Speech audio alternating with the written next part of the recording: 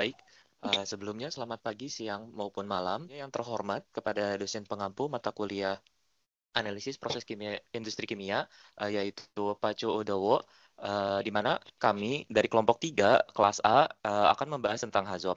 Di sini kelompok kami ada Dia Amarasuli dengan NIM 0 belakang 012, lalu ada Fatimah Hapsari dengan NIM belakang 023, ada Reza Kautsar dengan NIM belakang 044, ada Farah Azza Hamida dengan NIM belakang 050, ada saya sendiri Al Kautsar Muhammad Rafi Caksono dengan NIM belakang 070, dan ada Syafira Aradaneshawari Santoso dengan NIM belakang 055. Next, selanjutnya akan dilanjutkan oleh rekan saya. Baik, selanjutnya yaitu adalah pengertian dari HAZOP. HAZOP atau Hazard and Operability Study adalah metode yang biasa digunakan untuk menganalisa dan melakukan penilaian bahaya pada suatu sistem peralatan atau proses secara efisien. HAZOP ini digunakan untuk mengidentifikasi bahaya akibat potensi deviasi yang ada pada desain operasional. HAZOP ini dilatar belakangi oleh kejadian Flixbus pada tahun 74 yang menewaskan 28 orang yang diakibatkan karena kegagalan pipa bypass antara dua buah reaktor sehingga menyebabkan kebocoran. HAZOP ini menggunakan guideword sebagai petunjuk untuk menentukan deviasi. Lalu ini adalah deviasi, yaitu merupakan gabungan antara parameter dan guideword, di mana pada tabel ini guideword dibagi menjadi beberapa klasifikasi, ada non hingga part of. Lalu untuk parameternya ada flow level, kemudian ada temperatur, pressure, concentration, dan lain sebagainya. Lalu untuk deviasinya itu ada beberapa klasifikasi seperti no flow, zero level, low flow rate, dan sebagainya. Oke, lanjut ada likelihood, di mana likelihood itu adalah kelihatan nilai peluang, level sama batasan peluang. Nah, untuk nilai 1 yaitu rare, 2 unlikely, 3 moderate, 4 likely, dan 5 itu certain. Nah, untuk level rare itu adalah apabila kondisi dari sumber resiko itu tidak mempengaruhi berlangsungnya aktivitas. Nah, kemungkinan terjadinya itu sangat kecil sampai 20%. Sedangkan untuk nilai 2 atau unlikely itu terjadi sekali-kali sekitar 20% sampai 40%.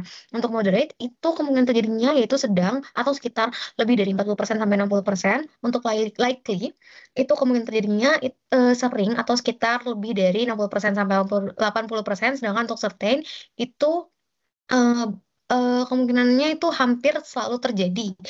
Nah, sekitar 80% sampai 100%. Oke, langsung itu udah consequence and risk. Nah, di mana consequence and risk sendiri juga sama, ada nilai dampak, level, dan batasan dampak. Untuk nilai dampaknya 1 yaitu insignificant atau D itu sumber resiko yang tidak berdampak sama sekali dan akibatnya itu tidak signifikan. Nah, untuk nilai minor sendiri itu sumber risikonya itu berdampak kecil. Nah, akibatnya itu kecil terhadap kelangsungan aktivitas. Nah, untuk nilai 3 yaitu moderate, sumber risikonya itu berdampak sedang dan akibatnya itu terhadap kelangsungan aktivitas juga sedang. Untuk nilai 4 yaitu major. Nah, untuk major sendiri sumber risikonya itu berdampak besar dan akibatnya cukup signifikan. Dan untuk nilai 5 itu ada catastrophic, yang mana sumber risiko tersebut itu berdampak sangat besar dan akibatnya itu juga signifikan terhadap kelangsungan aktivitas. Untuk prosedur sendiri itu HAZOP itu dijalankan dengan mengikuti prosedur berikut ini, yaitu pengumpulan gambar selengkap-lengkapnya setiap proses yang ada dalam penentuan node, penentuan loop pengendalian, dan pengumpulan data maintenance dan data proses. Selanjutnya akan dijelaskan oleh rekan saya. Baik, berikutnya adalah studi kasus yang kami ambil, yaitu Hazard and Operability Study and Safety Integrity Level dengan metode fault reanalysis pada reaktor asam sulfat di pabrik 3 PT Petrokimia Gresik. Nah, untuk metode penelitiannya sendiri ini, yang pertama adalah kita melakukan studi literatur. Di sini kita mencari referensi jurnal dan tugas akhir terdahulu. Kemudian ada pengumpulan data maintenance, data PFD and PNID, dan juga data proses. Kemudian kita melakukan identifikasi hazard, yaitu kita menggunakan metode HAZOP untuk langkah-langkahnya ini. Yang pertama, kita menentukan sistem yang akan diteliti, kemudian menentukan node atau titik studi, menentukan instrumen yang menunjang subsistem pada tiap node yang kita buat, kemudian kita menentukan guideword, kemudian baru kita melakukan analisa sebab akibat. Nah, selanjutnya kita juga melakukan estimasi resiko, di mana estimasi resiko ini ada 2. Yang pertama adalah likelihood, dan juga yang kedua adalah consequences. Nah, kemudian kita lakukan pula analisis resiko, di mana analisis resiko ini adalah hasil perkalian dari likelihood dan consequences yang terdapat pada tabel.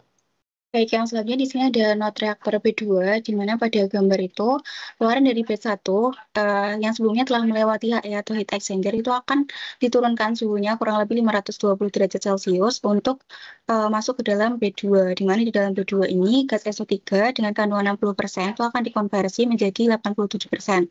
Dan reaksinya itu akan dipercepat dengan adanya katalis di dalamnya, kemudian dikontrol juga dengan PI dan TR. Lalu keluaran dari B2 akan menuju HE, heat exchanger, untuk diturunkan suhunya menjadi 450 derajat Celcius, kemudian nantinya akan masuk ke dalam B3.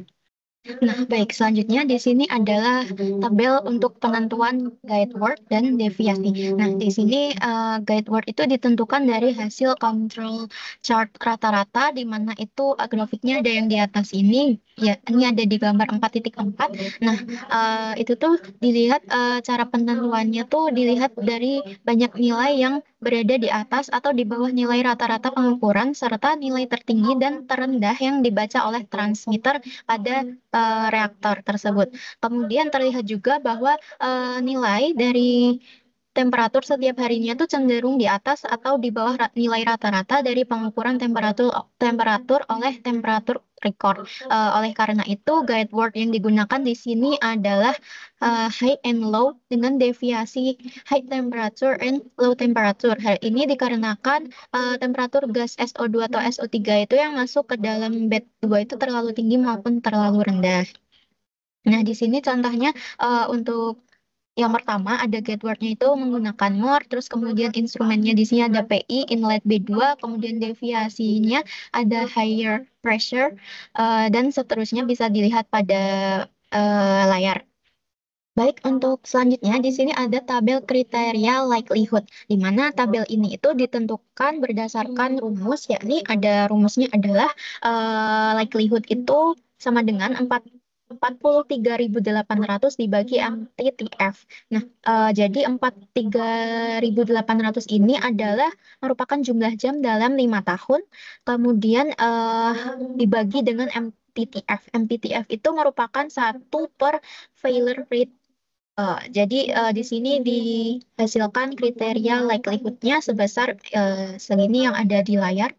Nah, kemudian untuk penentuan tabel kriteria consequences, nah di sini sudah ada kriterianya, yakni ada temperatur record inlet bed 2 atau TR 12013 itu sebesar 5, terus kemudian ada pressure indicator itu 2, dan seterusnya.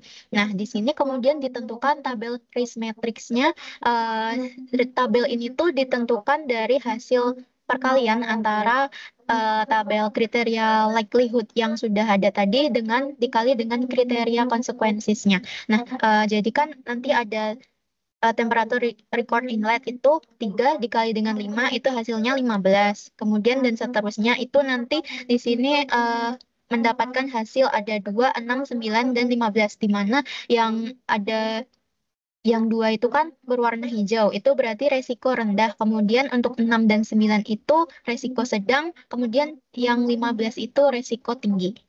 Baik, selanjutnya saya akan menjelaskan tentang hazardnya sendiri. Untuk hazardnya sendiri, tadi di guideboard ada 2, yaitu more dan less. Untuk parameternya sendiri tadi seperti kayak instrumen-instrumen yang akan mengalami mungkin ada problem atau troubleshooting-nya. Untuk deviation-nya sendiri, tadi sudah dijelaskan bahwa kita itu menggunakan, karena menggunakan guide word more or less, di mana more itu ada yang berlebih dari itu, baik dari temperatur, mau pressure, mau level, ataupun yang lainnya.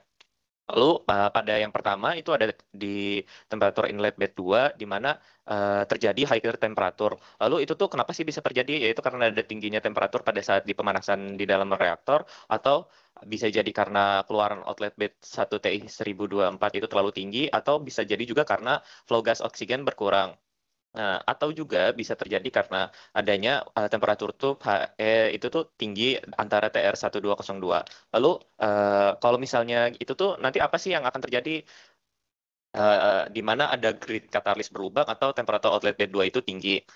Untuk pengamanannya sendiri itu ada dari safeguard HC1303 atau 1304 atau sudah tertulis di TIC 1103. Tadi sudah dijelaskan kalau misalnya kasusnya di atas itu likelihood-nya itu akan terjadinya itu peluangnya itu berapa? 5. Lalu konsekuensinya itu kira-kira itu akan berapa tadi sudah dijelaskan untuk perhitungan sendiri yaitu 2. Lalu diterima resikonya itu 10. Lalu selanjutnya itu ada rekomendasi buat menyelesaikan masalah ini, di mana salah satunya itu ada otomatisasi rasio udara dan sulfur, flow udara pada blower ditambah atau mengganti grid katalis, lalu ada perawatan secara berkala, dilakukannya maintenance atau dilakukannya pemasangan alarm high TH. Terus untuk yang kedua itu pada instrumen pressure inlet B2, di mana itu deviation-nya tadi high pressure disebabkan karena ada pressure keluar blower C itu sangat tinggi atau pressure dari outlet H itu tinggi, di mana itu tuh dapat menyebabkan merusaknya katalis dan quartz pebble atau kebocoran pada dinding-dinding reaktor. Untuk safeguard sendiri itu bisa dilihat dari SOP masing-masing instrumen. Untuk rekomendasinya itu yang digunakan ada penggantian terhadap katalis dan quartz, habis itu ada pemberian alarm atau perawatan, dan pelapisan dinding reaktor. Selanjutnya itu pada instrumen temperatur outlet bed 2, yang itu tuh deviation-nya itu trigger temperatur, terus disebabkannya karena temperatur katalis dan temperatur inlet bed 2 itu tinggi atau ada grid pada katalis berlubang. Selanjutnya itu yang disebabkan itu ada tingginya temperatur pada heat exchanger E1202 atau temperatur inlet bed 4 itu tinggi, terus tingginya temperatur inlet bed 3 atau batu katalis dan pebble quartz jatuh ke dasar. Untuk safeguard-nya sendiri itu sama seperti temperatur inlet bed 2, yaitu di HC1303 atau di TIC 1103, di mana ini tuh bisa diatasi dengan adanya perawatan pada TI dengan berkala, habis itu ada pemasangan alarm, pemasangan SO2 atau SO3 analyzer, dan penggantian grid katalis.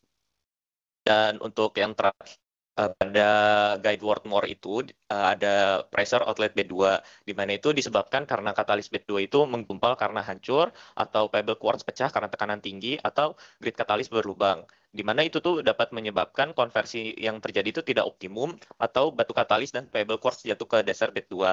Untuk safeguard-nya sendiri itu ada di SOP masing-masing instrumen atau parameter proses. Lalu resikonya itu 9, di mana rekomendasi yang diberikan itu untuk menyelesaikan itu tuh ada, atau mencegah atau menyelesaikan itu tuh ada pemberi alarm PAH, perawatan PI outlet, pengambilan pebble quartz dan batu katalis yang jatuh, atau penggantian grid katalis. Untuk guide wordless, itu tuh ada 2 instrumen, yaitu temperatur outlet heat exchanger 2 dan temperatur inlet bed 2.